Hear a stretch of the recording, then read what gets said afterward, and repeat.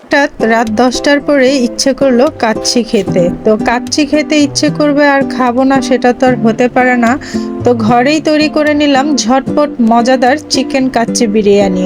আর এই কাচ্চি বিরিয়ানিটা রান্না করতে খুব বেশি সময় লাগে না, তবে খুব যত্ন করে এবং অল্প মশলায় অল্প তেলে সুন্দর করে এই কাচ্চিটা তৈরি করে নিয়েছি।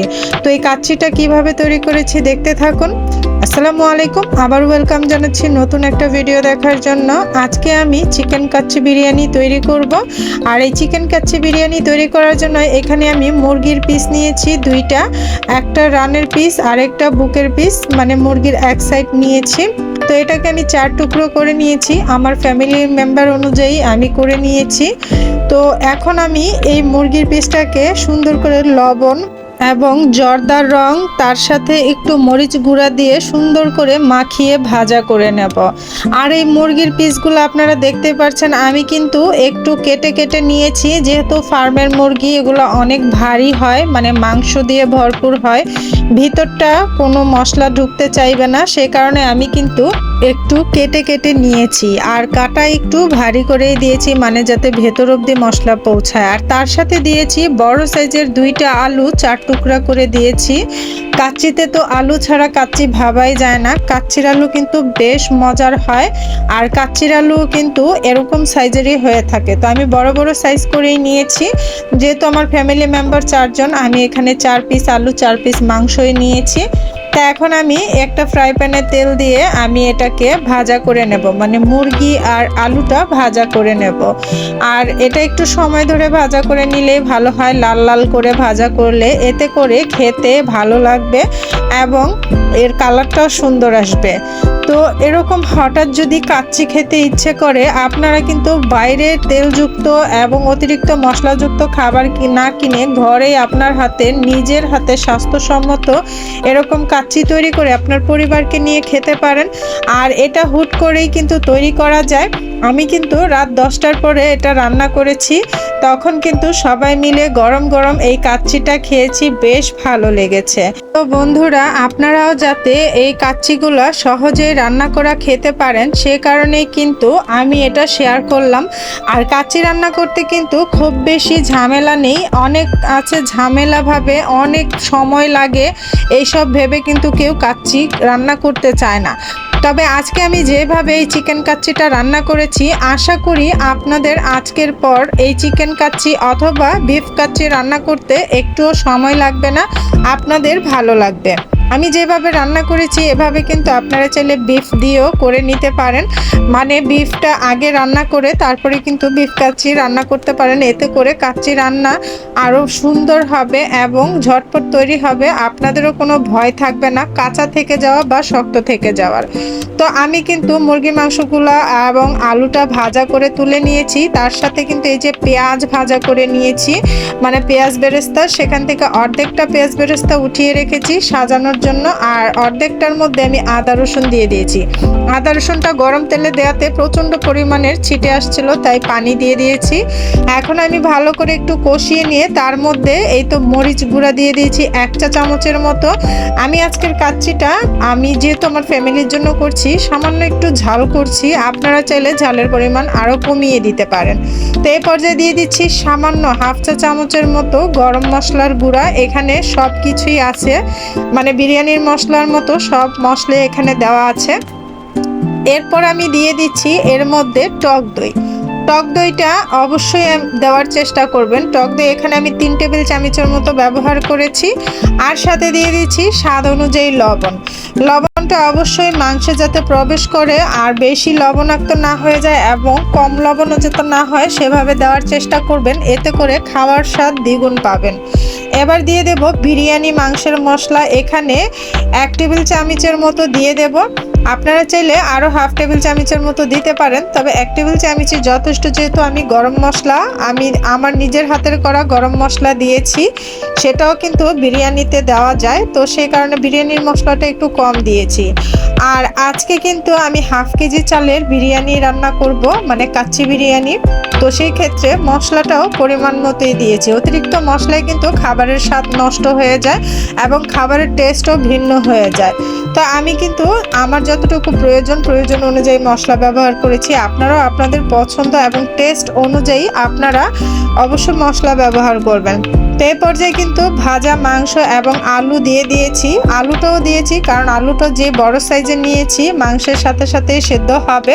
আর কাচ্চি বিরিয়ানির আলু কিন্তু যতটা সফট হবে ততটা জুসিনেস থাকবে এবং মশলা ভিতরে যাবে, খেতে অসম্ভব মজা হবে। তো অবশ্যই আলুটা একদম প্রপার সিদ্ধ করার চেষ্টা করবেন।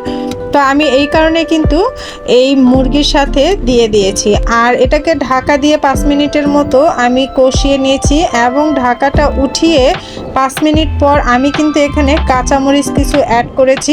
আমার এই কাঁচামরিচগুলো কিন্তু ফ্রোজেন করা কাঁচামরিচ, আপনারা চাইলে টাটকা কাঁচামরিচটা দিতে পারেন, এতে কিন্তু আরও বেশি কাঁচামরিচের গ্রানটা আসবে। তো এখন আমি এই পর্যায়ে মুরগির মাংসটা কষানো হয়ে গেলে এর মধ্যে আমি দুধ দিয়ে দিয়েছি, লিকুইড দুধ। তো এখানে যতটুকু পরিমাণ দুধের প্রয়োজন হয়েছে আমি ততটুকু দুধ দিয়েছি আর বাকিটা রেখে দিয়েছি আমি পোলাওর মধ্যে ব্যবহার করে দেব। তো এখন আমি এই যে মাংসগুলা এবং আলুগুলা ভালো করে নাড়াচাড়া দিয়ে আমি এটাকে ঢাকা দিয়ে রেখে দেব আর এটাকে 5 মিনিটের জন্য ঢাকা দিয়ে দেব। তারপর কিন্তু আবার উঠিয়ে এটাকে নাড়া দেব। তো আমার টোটাল 1 ঘন্টার ভিতরে এই কাচ্চি রান্নাটা হয়ে গিয়েছিল। যেহেতু রাত 10টার পরে এই কাচ্চিটা রান্না করেছিলাম, 11টা হতে হতে কিন্তু আমার রান্না পুরো শেষ হয়ে গিয়েছিল। তো আপনারাও কিন্তু এরকম ঝটপট যখন খুশি খেতে ইচ্ছে করলে মাত্র হাতে 1 ঘন্টা সময় থাকলে এরকম কাচ্চি তৈরি করে খেয়ে নিতে পারেন। তো বন্ধুরা এ পর্যায়ে আমি এখানে 1 চা চামচের মতো চিনি ব্যবহার করব আর এই চিনিটা কিন্তু অবশ্যই দিতে হবে কারণ এই চিনিটা দিতে হবে, টক দই ব্যবহার করা হয়েছে এই জন্য, কারণ টক দইয়ে কিন্তু প্রচুর টক থাকে আর এই টকের ব্যালেন্স ঠিক করার জন্য চিনিটা দিতে হবে। আর এই চিনি ব্যবহার করলে কিন্তু খাবার টেস্টও দ্বিগুণ বেড়ে যায়, খাবার একটা নতুন টেস্ট চলে আসে। তা আমি আবার ঢাকা দিয়ে দিলাম 5-7 মিনিটের জন্য, আবার ঢাকা দিয়ে এটাকে দেখতেই পাচ্ছেন 800 তাপমাত্রায় কিন্তু আমি এটাকে রান্না করছি ইন্ডাকশনের। তো এটাকে কিন্তু এই হিটে রান্না করেছি কারণ এটা সুন্দরভাবে যাতে কুক হয়ে যায়, মানে রান্না হয়ে যায়, সেই কারণেই আমি রান্না করে নিলাম। তো আমার কিন্তু এই মাংসটা রান্না করা হয়ে গেছে, মানে কাচ্চির জন্য একদম ঠিকঠাক মতো রান্না হয়ে গেছে। দেখতেই পাচ্ছেন গ্রেভিটা একদম গাঢ় হয়ে গেছে আর বাকিটা তেল। তো আমি কিন্তু এখানে এই তেলটাই শুধু পোলাও রান্নাতে ব্যবহার করব, মানে এক্সট্রা কোনো বাড়তি তেল দিব না। তো এখন পোলাওটা রান্না করে নেব। পোলাওটা রান্না করার জন্য কিন্তু আমি এখানে 1 টেবিল চামচের মতো তেল দিয়েছি, খুব বেশি না, আর এটা দিয়েছি শুধু আদা রসুন ভাজার জন্য। আজকে কিন্তু আমি একদম নতুনভাবে একটু অন্যরকমভাবে আমি কাচ্চিটা রান্না করব। হয়তোবা এইভাবে কেউ রান্না করেনি, তবে আমি যেভাবে রান্না করেছি ব্যাচেলার থেকে ধরে যারা নতুন রাঁধুনি আছে তারাও এই কাচ্চিটা রান্না করতে পারবেন। তো আমার কিন্তু আদা রসুনটা ভাজা হয়ে গেলে এখানে যেই অবশিষ্ট দুধ ছিল সেটা দিয়ে দিয়েছি, তার সাথে পরিমাপ মতো আমি পানি দিয়ে দিয়েছি আর এই পানিটা দিয়ে এখন আমি গরম করতে দিয়ে দেব। আর এখানে আমি পরিমাপ মতো লবণও দিয়ে দিয়েছি। আপনারা কিন্তু অবশ্যই পানিটা একটু পরিমাপ দেওয়ার চেষ্টা করবেন, যেহেতু কাচ্চির বিরিয়ানির পোলাওটা কিন্তু মানে যে রাইসটা হয় সেটা কিন্তু একদম ঝরঝরা টাইপের হলে খেতে ভালো লাগে, তাই অবশ্যই ঝরঝরা রাখার চেষ্টা করবেন। আর এই কাচ্চি রান্নাতে কিন্তু দেখতে পাচ্ছেন আমি কিন্তু এখানে খুব বেশি তেল ব্যবহার করিনি, মুরগির মাংসের মধ্যে যে তেলটা আছে সেটা দিয়েই কিন্তু পুরোপুরি কাচ্চিটার সাথে মেশাবো। তো এই পর্যায়ে এই যে আমি তেজপাতা দিয়ে বলক আনিয়ে নিয়েছি। তো পানিটা বলক আসার পরে আমি 2 মিনিট পরে কিন্তু এখানে হাফ কেজি পোলাওর চাল দিয়ে দিয়েছি, 1 নাম্বার চিনি গুঁড়া পোলাওর চাল। আর এই পোলাওর চালটা দিয়ে কিন্তু আমি এখানে ভালো করে নেড়ে মিশিয়ে ঢাকা দিয়ে দেব। আর পোলাওর চালটা অবশ্যই আমি 1 ঘন্টা আগে ভিজিয়ে রেখে ছাকা দিয়ে রেখেছিলাম। তো এই পর্যায়ে ঢাকা দেওয়ার আগে আমি মাংসের আলুগুলো তুলে এই চালের সাথে দিয়ে দিচ্ছি। আমার কাছে মনে হচ্ছিল আলুটা আরেকটু সিদ্ধ হলে নরম হলে ভালো হবে, তাই আমি আলুটা কিন্তু এই চালের সাথে দিয়ে দিয়েছি। অবশিষ্ট যতটুকু সিদ্ধ হওয়ার প্রয়োজন সেটা এখানে সিদ্ধ হয়ে যাবে, অবশ্য ভাঙবে না। আপনারা দেখতেই পাবেন আজকের এই রান্নাটা কতটা সুন্দর হবে। তো অবশ্যই আপনারা এভাবে চেষ্টা করবেন, যারা ব্যাচেলার আছেন তারাও কিন্তু কাচ্চি রান্নার স্বাদ উপভোগ করতে পারবেন। তো আমার এই যে 5 থেকে 6 মিনিট পরে কিন্তু আমি উঠি আবার নাড়াচাড়া দিয়ে দিচ্ছি, যেহেতু বলক আনা, তো বলক আসতে বেশি সময় লাগবে না। অবশ্যই আপনারা এভাবে করে ট্রাই করবেন। তো আমি এই যে দেখুন এরকম করে পানিটা শুকিয়ে যাওয়ার পরে প্রায় 10 মিনিট পরে আবার আমি এটাকে নাড়া দিয়ে দিচ্ছি। পানিটা কিন্তু অনেকটাই টেনে গেছে।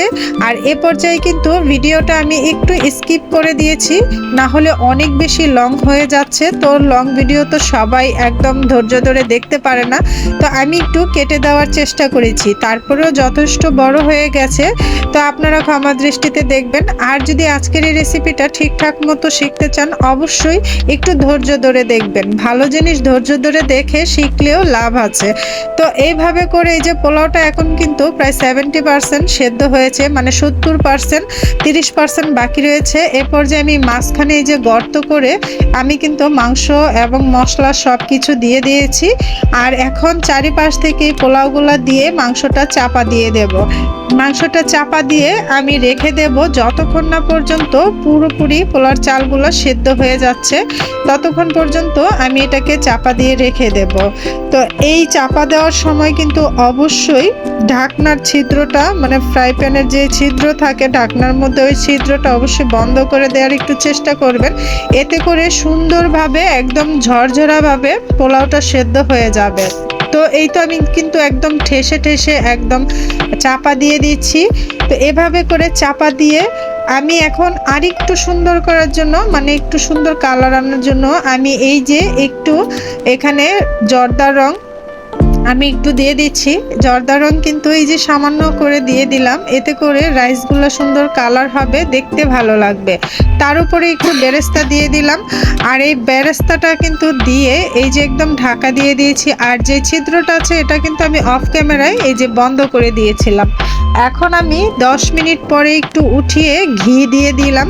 চালটা কিন্তু অনেকটাই হয়ে এসেছে, তারপরেও আমি 5 মিনিট বা 10 মিনিট রেখে দেব ঢাকা দিয়ে একদম লো হিটে, মানে ইন্ডাকশনের 200-তে দিয়ে একদম লো অপশনে দিয়ে রেখে দিয়েছি আরও 10 মিনিট। এ পর্যায়ে কিন্তু আমার রান্না কমপ্লিট, এটা একদম হয়ে গেছে। তো আমি এখন এটাকে নেড়ে আপনাদের দেখাচ্ছি কত সুন্দর হয়েছে। আর এই চিকেন বিরিয়ানিটা থেকে, মানে চিকেন কাচ্চি বিরিয়ানিটা থেকে এত সুন্দর একটা অ্যারোমা বের হয়েছে যেটা সামনে না থাকলে বোঝা অসম্ভব। আর এই রাইসগুলো দেখতেই পাচ্ছেন কতটা ঝরঝরে হয়েছে। আসলে গরম অবস্থায় একটু আঠালো দেখায়, গরমটা একটু কমে আসলে কিন্তু আরও ঝরঝরা হয়ে যাবে। তো আজকের এই চিকেন কাচ্চি বিরিয়ানি রান্নাটা আপনাদের কার কাছে ভালো লেগেছে অবশ্যই কমেন্ট বক্সে জানিয়ে যাবেন। আর অবশ্যই এই পর্যন্ত যদি ভিডিওটা দেখে থাকেন একটা লাইক করতে ভুলবেন না, একটা লাইক করে দেবেন। আপনাদের একটা লাইকের মাধ্যমে কিন্তু আরও 10টা মানুষের কাছে পৌঁছে যাবে। যাদের কাছে এই রান্নাটা প্রয়োজন হয়তো তার কাছেও পৌঁছে যাবে। অবশ্যই একটা লাইক করার চেষ্টা করবেন। আর যদি অনেক বেশি ভালো লাগে আপনার বন্ধু বান্ধবের এবং আত্মীয় স্বজনের সাথে শেয়ার করতে পারেন। তো এই তো আমার রান্না হয়ে গেল চিকেন কাচ্চি বিরিয়ানি। অল্প সময়ে মাত্র 1 ঘন্টার ভিতরেই কিন্তু তৈরি হয়ে গেছে চিকেন কাচ্চি বিরিয়ানি। আর এই কাচ্চি বিরিয়ানিটা কত সুন্দর হয়েছে দেখতে পাচ্ছেন। তো আমি তো আমার রান্না আলহামদুলিল্লাহ ভালোই বলবো। আপনারা যদি এটা টেস্ট জানতে চান অবশ্যই একবার হলেও ট্রাই করবেন। তো আজকের মতো এই ছিল আমার চিকেন কাচ্চি বিরিয়ানি রেসিপি। আশা করি ভালো লেগেছে।